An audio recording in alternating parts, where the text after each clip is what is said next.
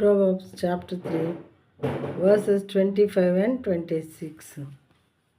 Do not be afraid of sudden terror or of the ruin of the wicked when it comes, for the Lord will be your confidence and will keep your foot from being caught.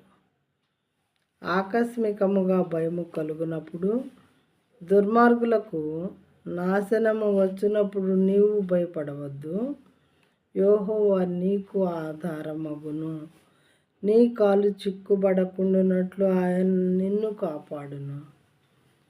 దుర్మార్గులకి నాశనం వస్తూ ఉంటుంది.